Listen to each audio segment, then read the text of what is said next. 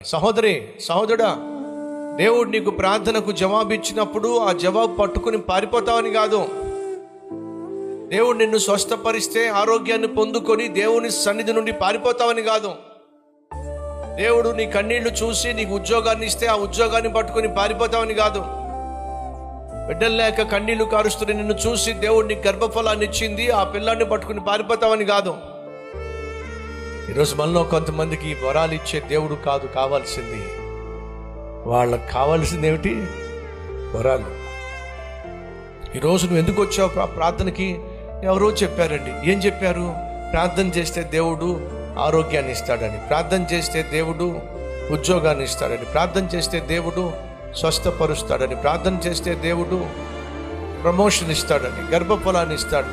Yes, నేను ప్రకటిస్తున్న దేవుడు ప్రార్థనకు జవాబిచ్చే సజీవమైన దేవుడు.